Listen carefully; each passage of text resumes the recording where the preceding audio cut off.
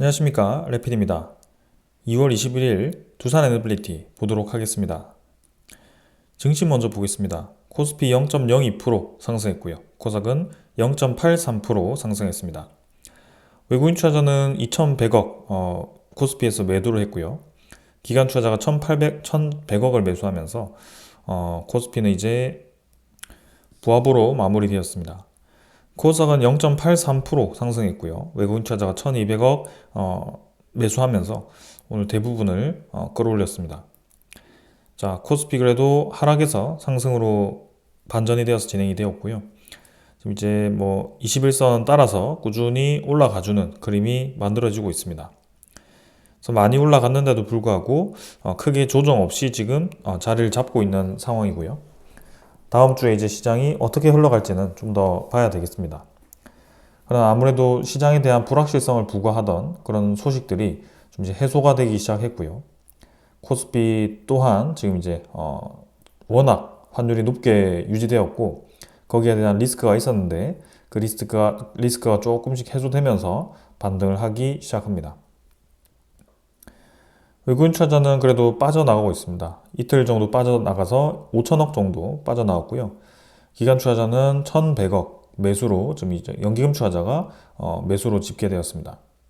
그래서 금융 투자와 연기금 투자자는 코스피에서는 꾸준히 지금 좀 들어와주고 있고요. 외국인 투자자가 지금 이제 5천억 정도 계속 빠져나가는데 이게 다음 주에도 이러한 상황들이 만들어지는지 좀 봐야 될 것 같습니다.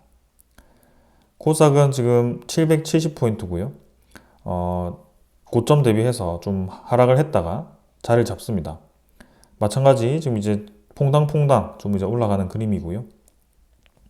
수급도 외국인 투자자 좀 빠져나가는 듯 했지만 그래도 다시 오늘은 들어왔습니다. 코스닥은 뭐 특별하게 지금 뭐 많은 투자자가 들어왔다가 빠져나갔다가 하는 것 같진 않고요. 전체적으로 이제 최근에 기술주들이 좀 성장을 하면서 코스닥에 대한 상승이 또 들어오고 있습니다. 코스피는 아무래도 올라가고는 있지만 외국인 투자자에 대한 매수세가 아직 들어오지 않고 있어서 여기에 대해서 조금 더 볼 필요가 있겠습니다. 그 다음은 해외 증시이고요. 해외 증시는 다우 나스닥은 하락으로 진행이 되었습니다. 나스닥은 0.5% 하락, 그 다음에 다우는 1% 정도 하락했습니다. 니케이는 0.2% 정도 올라갔고요. 최근에 우리나라 증시는 강한 모습을 보이고 있는데요. 오히려 이제 나스닥이라든지 아니면 니케이라든지 이런 지수들은 크게 반등하지 못하고 있습니다. 오히려 니케이는 조금씩 하락을 하고 있는 상황이고요. 그래서 우리나라 증시가 조금 최근에 다른 이 해외 증시 대비해서 강한 모습을 보이고 있다는 것이 보여지고 있습니다. 환율이 이제 계속 내려갑니다. 1434원까지 오늘 좀 떨어졌고요. 자, 쌍바닥 근처까지 내려왔습니다. 이제는 쌍바닥 하단으로도 지금 환율이 떨어질 기세로 진행이 되고 있고요. 고점을 눌려서 점점 이제 원달러가 안정화되는 방향으로 진행이 되고 있습니다. 지난 12월부터 환율이 좀 갑자기 급등하기 시작해서 올라갔었는데요. 지금 이제 12월에 대한 시작만큼 다시 환율이 안정화되는 방향으로 내려와 주고 있습니다. 우리나라는 특히 환율이 높게 되면 상당히 이제 이 수입 품목에 대해서 부담스러울 수밖에 없고 특히 에너지 가격이 상당히 부담스러운데 이렇게 이제 환율이 떨어지고 있다는 것은 긍정적인 신호로 좀 보여집니다. 그리고 달러에 대해서만 우리나라 환율이 떨어지는 게 아니라 엔화라든지 위안화라든지 아니면 이 유로화라든지 모두 다 전반적으로 이제 환율이 떨어지는 걸 봤을 때는 우리나라에 대한 이 화폐 가치가 다시 좀 회복이 되고 있구나라는 것이 보여집니다. 그래서 우리가 우려하던 최악의 상황까지는 지금 가지는 않았기 때문에 상당히 다행이라고 생각이 되고요. 이 이후의 움직임이 어떻게 될지 계속 한번 주시를 해보겠습니다. 자, 지수 선물을 보시면 미국 증시는 오늘 좀 반등을 하고 있는데요. 크게 많이 올라가지 않고 있습니다. 요즘은 뭐 미국 증시가 계속 재미가 없죠. 그리고 니케이 말고 이제 유럽 증시도 크게 지금 재미를 보지 못하고 있습니다. 0% 정도로 진행되고 있습니다. 원자재 가격은 이제 뭐 국제유가 72달러, 그 다음에 천연가스는 여전히 강하죠. 4.3달러로 이 가스 가격이 계속 높게 유지가 됩니다.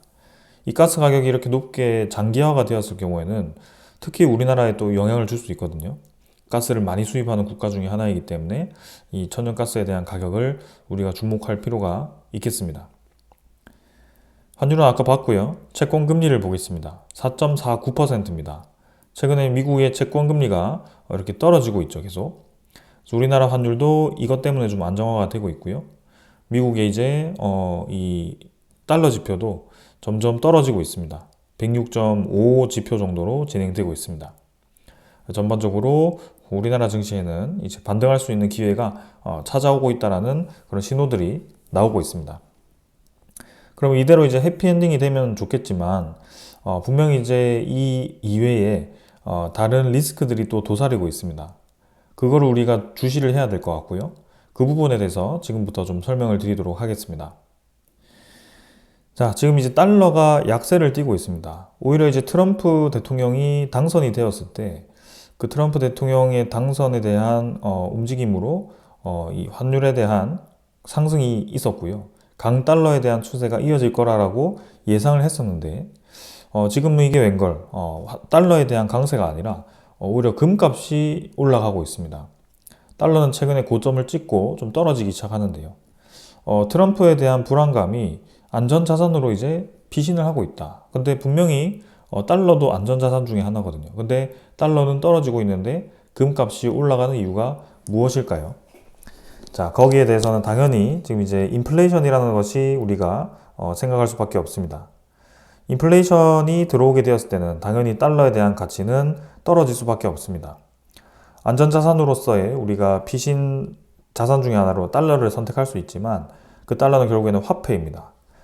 물가가 상승을 하면 화폐 가치는 떨어지기 때문에 인플레이션에 취약할 수밖에 없죠. 그래서 지금 인플레이션을 대비할 수 있는 그 다음에 안전자산인 금으로 돈이 몰리고 있는 겁니다. 그래서 지금은 금을 지금 최우선 이 주라고 할까요? 우선 품목으로 정하고 좀 많은 사람들이 집중되고 있는 것 같고요. 특히 최근에 우리나라 내부에 있는 금 시장도 상당히 크게 요동을 치고 있는 상황입니다. 자, 그럼 사람들이 지금 무엇을 예상하는지 알 것 같죠? 인플레이션도 오고 그 다음에 이 경제에 대한 리스크도 온다. 결국에는 스태그플레이션에 대한 우려감이 오고 있다는 것이 지금 이제 시장에서 바라보고 있는 상황인 것 같습니다. 이제 금이 안 되니까 은도 사고 있고 은이 안 되니까 구리도 사고 있습니다. 그러니까 지금 인플레이션을 피할 수 있는 모든 자산에 지금 투자를 하고 있다고 보시면 될 것 같고요.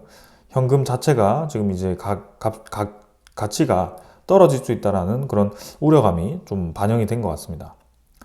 당연히 뭐 이제 이 심리적인 부분이 작용해서 이제 몰리는데 쫙 이제 몰리는 그런 성향도 좀 있었겠지만 분명히 지금 시장은 무언가를 우려하고 움직이고 있다는 것이 보여집니다.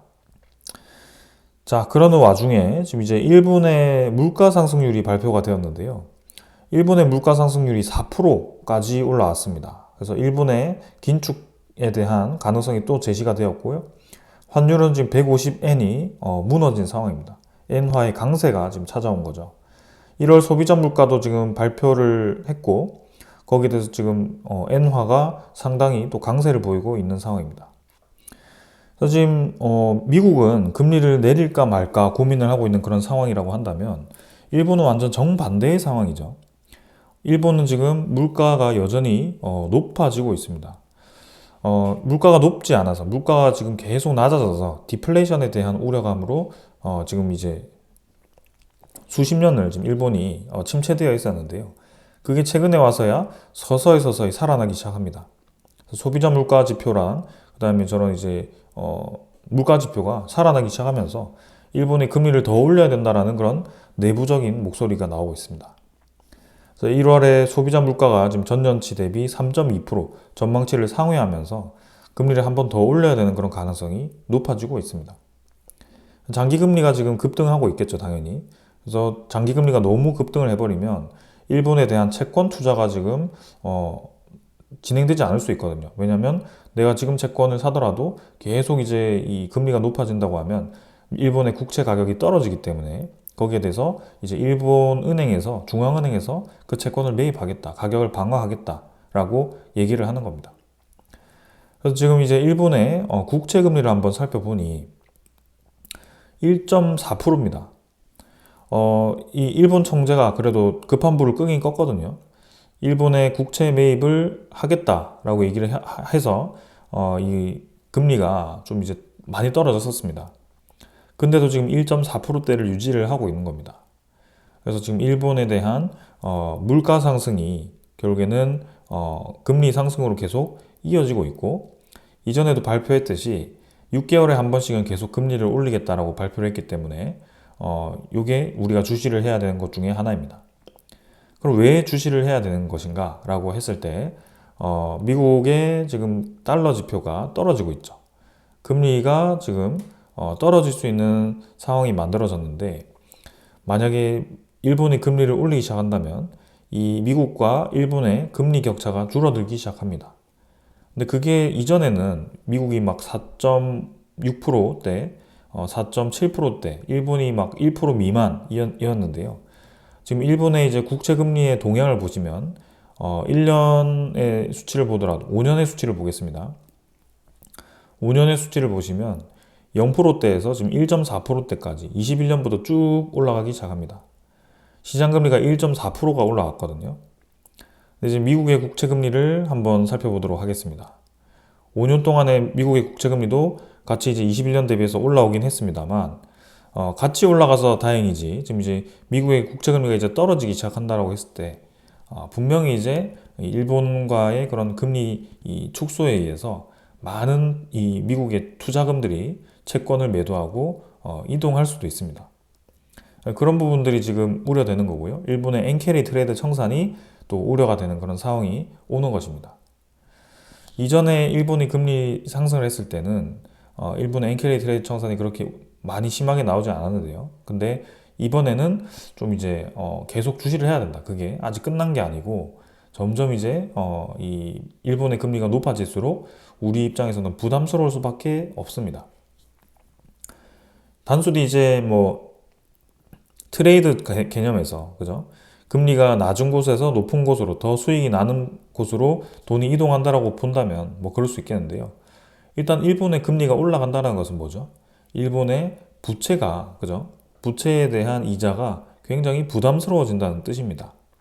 그 부채를 축소하는 방향으로 될 거고요.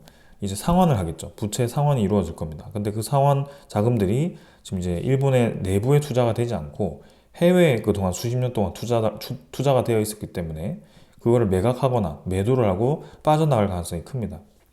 그런 부분들이 지금 상당히 지금 우려가 되는 거고요. 특히 미국의 올해 이 부채가 상당히 많습니다.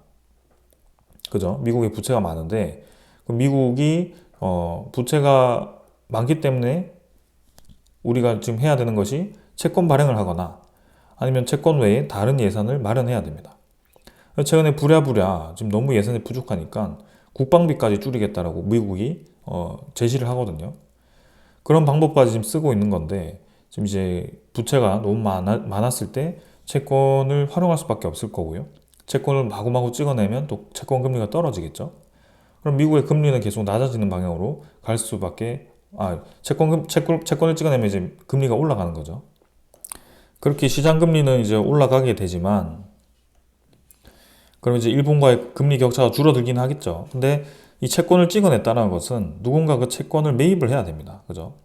근데 미국이 이제 지금 미국 은행들이 또 이 채권 매입을 하기 위해서 대규모 자금을 마련한다든지 그런 여유가 많지 않을 거라고 보고 있고요. 결국에는 해외 자본들이 지금 채권을 매입을 해야 되는 상황인데, 일본이 특히 미국의 채권 보유 비율이 굉장히 높습니다.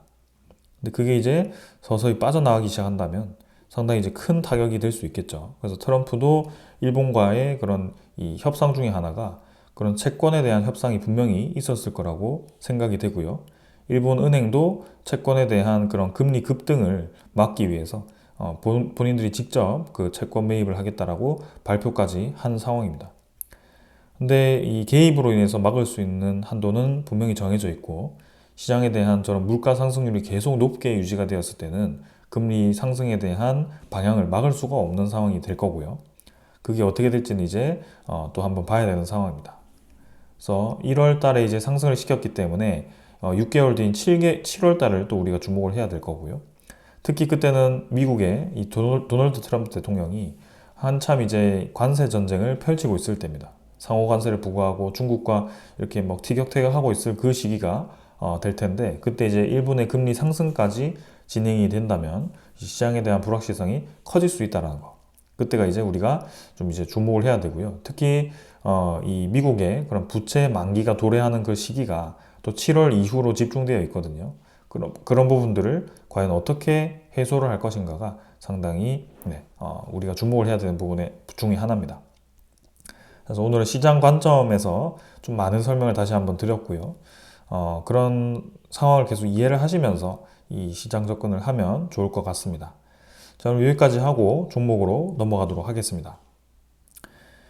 두산에너빌리티 보겠습니다. 오늘 300원 상승해서 1.0% 상승했고요. 28,950원으로 마무리가 되었습니다. 오늘은 상승 하락 크게 없었고요. 계속 왔다 갔다 하면서 진행이 되었습니다. 거래량도 적었고요. 28,850원으로 시간의 거래 마무리되었습니다. 일별 거래도 1000만 주 아래로 마무리가 되었고요. 거래량이 다시 줄기 시작합니다. 그래서 그동안 이제 올라왔던 부분에 대해서 조금 쉬어가는 타이밍이다라고 보시면 될 것 같고, 리밸런싱에 대한 움직임이 있다면 다음 주에 다시 상승이 나올 가능성이 있다라고 말씀을 드렸습니다. 그래서 패시브 자금이 3월 1일부터 들어온다라고 했을 때 3월 3일부터 이제 들어올 거기 때문에 2월 28일까지 바짝 이제 그 움직임에 대한 모습들이 나타날 거고요. 다음 주 시장의 중반 정도, 중후반 정도가 아마 그런 움직임이 나타날 가능성이 있습니다. 그래서 그런 부분들을 좀 볼 거고요. 일단은 28,000원, 29,000원 수준에서 유지를 해주고 있습니다. 자, 그래서 조정 단계에서 이제 양봉이 하나 나왔고, 이전과 유사하게 한번 꺾어주고 조금 이제 지지를 하는 그런 라인을 만들어갈 가능성도 있습니다. 그러면서 다시 계단식으로 올라가는 그런 그림을 만들어가면 좋을 것 같고요. 21선 지지하면서 또 추가적인 상승을 할지 아니면 적절한 수준에서 또 갭을 벌릴지 한번 보도록 하겠습니다. 거래량은 이제 점진적으로 줄었고요. 다시 거래량이 실리는 그런 상황이 만들어지기를 보겠습니다. 투자 수급은 오늘 외국인 투자자가 61만 주를 매도했고요. 금융 투자 매도로 인해서 지금 기관 투자자 오늘 거의 부합 수준이었습니다. 금융 투자 12만 주 매도, 투신 2만 6천 주, 8만 주 연기금, 그다음에 사모펀드가 15,000주 정도 매수했고요. 어제 좀 빠져나갔던 이제 주요 이 수급들은 크게 오늘 매도 없었습니다. 금융 투자는 이제 이전에 많이 매수했던 부분에 대해서 좀 차익 실현을 아직 하고 있고요. 외국인 투자자는 최근에는 매수 매도를 반복하고 있기 때문에 크게 중요해 보이지는 않습니다. 관련 테마들도 오늘 특별한 움직임이 없었고요. 전반적으로 조용하게 마무리가 되었습니다.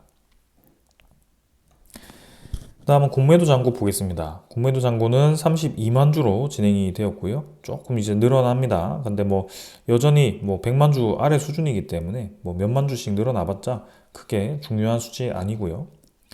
대차 잔고도 한번 살펴보겠습니다. 대차 잔고는 지금 이제 아직 나오지 않았고, 대차 잔고 상위 종목에 또 위치를 했습니다. 오늘은 1등이었고요.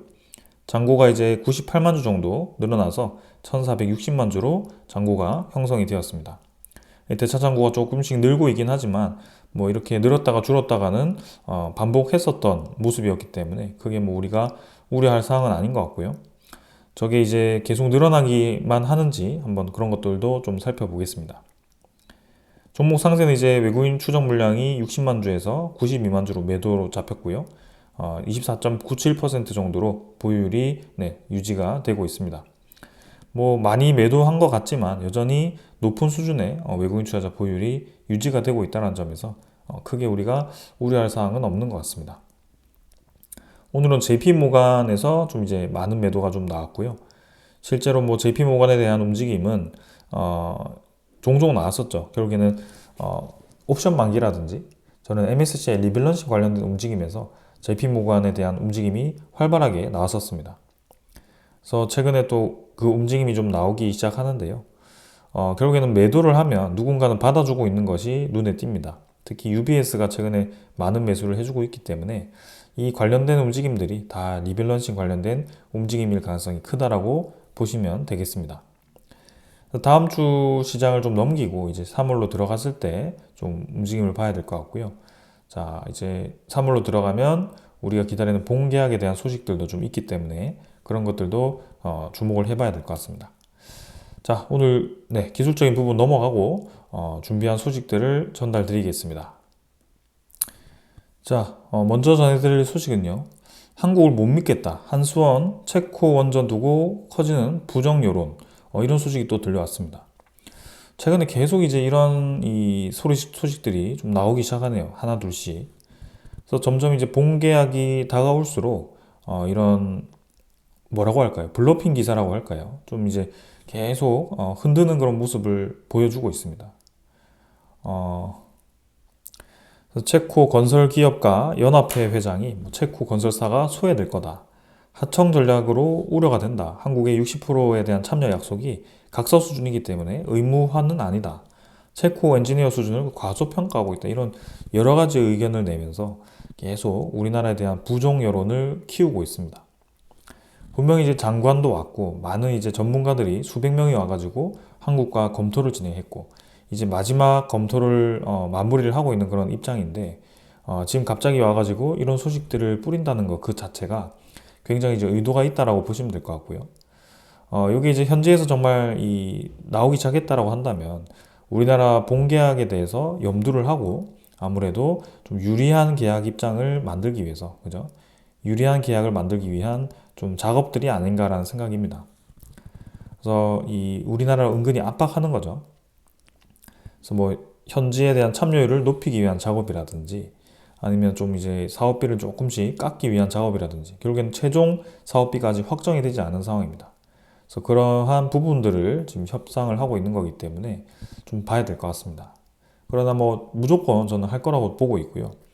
저기 이제 계속 저런 식으로 활용했을 때 두산 에너빌리티의 또 이제 악재를 기사화시켜서 가능성이 또 악재에 대한 가능성을 기사화시켜서 주가를 떨어뜨리진 않을까 그런 우려감이 좀 있습니다.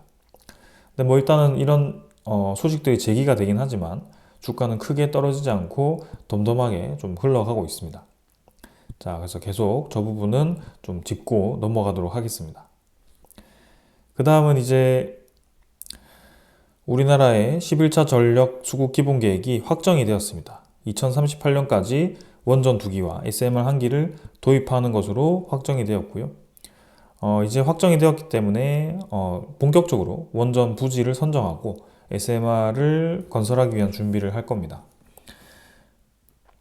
두산 에너빌리티가 이제 우리나라가 대형 원전 2기를 짓고 SMR 1기를 지어서 좀 수혜를 보긴 하지만 사실 이것 외에도 결국에는 무탄소 에너지에 대한 달성률이 70%에 달하는 것이기 때문에 거기에 대해서 수혜를 볼 수밖에 없습니다.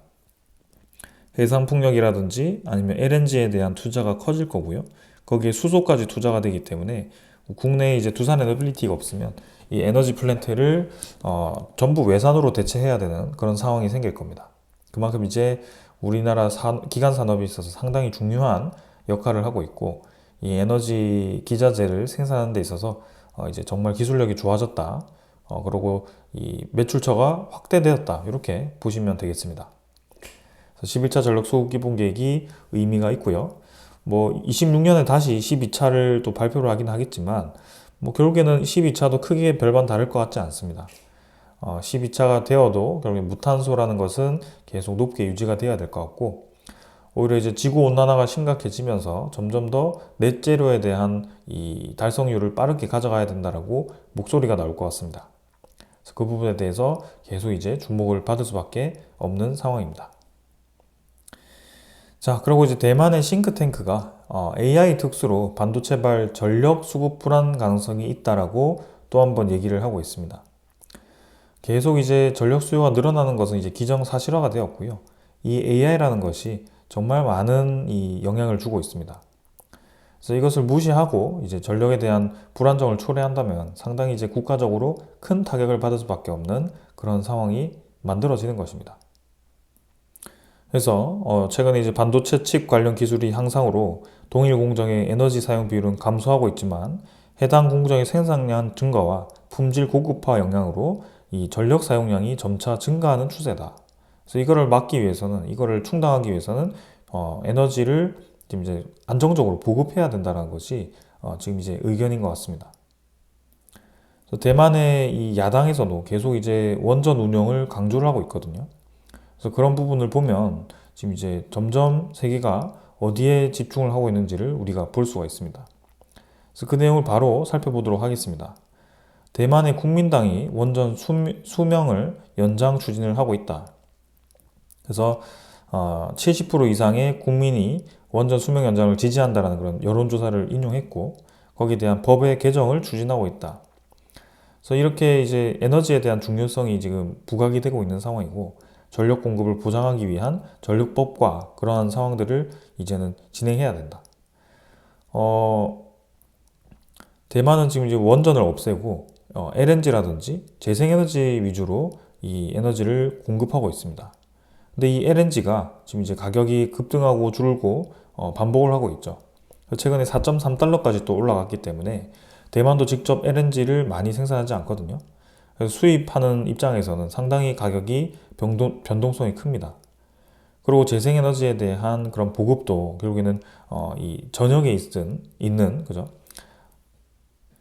반도체 공장이 활발하게 돌아가는 야간이 이제 중요한 겁니다. 그래서 풍력도 그게 바람 방향에 따라서 계절별 따라서 이제는 이 효율이 떨어질 수 있고 늘어날 수 있기 때문에 그런 것들, 그 다음에 태양광은 야간은 이제 발전이 불가능한 그런 점들, 그런 것들 때문에 LNG에 점점 의존할 수밖에 없을 텐데 그 LNG조차도 가격에 대해서 불안정하더라. 그래서 에너지 안보가 흔들린다면 이제 뭐 TSMC라든지 그런 대만의 그런 산업들이 좀 타격을 받을 수밖에 없겠죠. 그래서 점점 이제 원전에 대한 중요성과 그다음에 제2의 안정적인 에너지 수급이 필요하다라는 점에서 계속 저런 목소리가 나오고 있는 것 같습니다.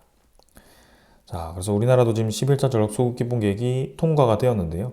그래도 이제 향후 이 에너지의 동향을 보았을 때 너무 무리하게 재생에너지만 추구한다면 좀 흔들릴 수 있거든요. 그래서 그런 부분들을 잘 믹스해서 사용했으면 하는 바람입니다.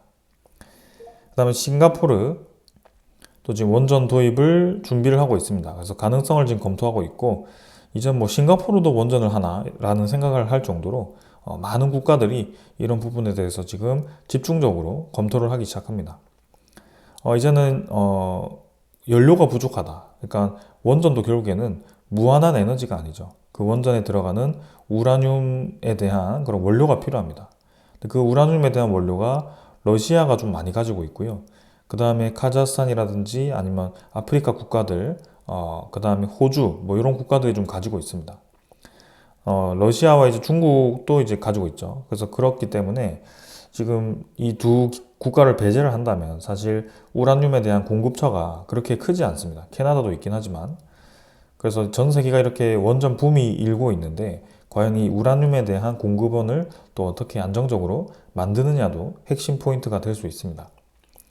최근에 이제 이런 우려감 때문에 이 도널드 트럼프 대통령이 계속 러시아의 전쟁을 끝내려고 하고 러시아 쪽의 에너지 안전 이 보장을 위해서 에너지 가격을 다운시키기 위해서 좀 노력을 하는 것 같습니다. 그렇게 보면 또 제3의 입장에서는 우크라이나를 너무 배제하는 거 아닌가, 너무 친러시아 행보를 보이는 게 아닌가라는 좀 생각도 들긴 하지만 분명히 트럼프도 좀 목적이 있습니다. 그래서 그런 에너지에 대한 공급원을 좀 안정시키기 위해서 지금 움직이는 거라고 저는 보여지고요. 그게 어떻게 될지 한번 보겠습니다.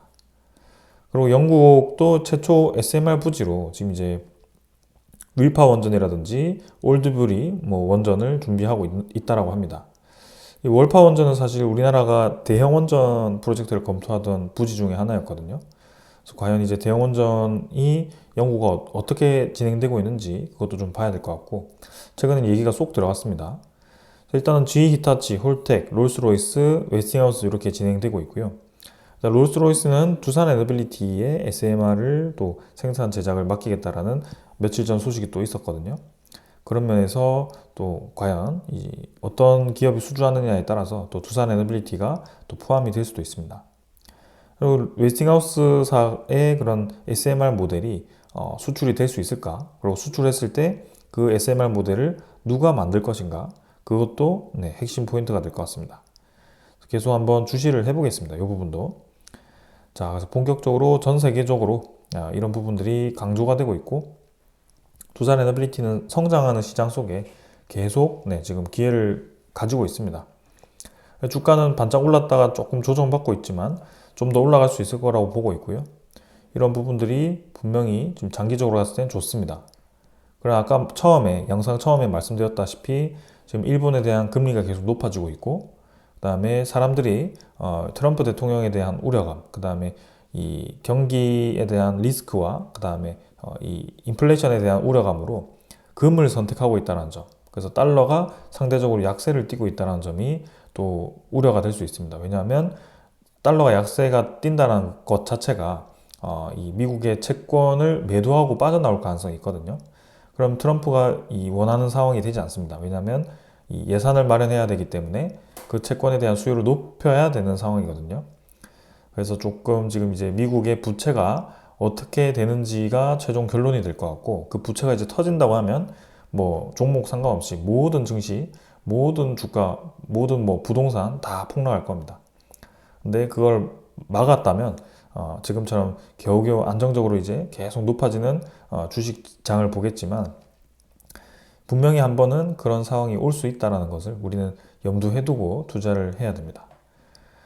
그래서 뭐 지금 이제 두산 엔더빌리티가 좀 올라서 뭐 10만 원, 20만 원 이렇게 얘기하시는 분들이 있는데요.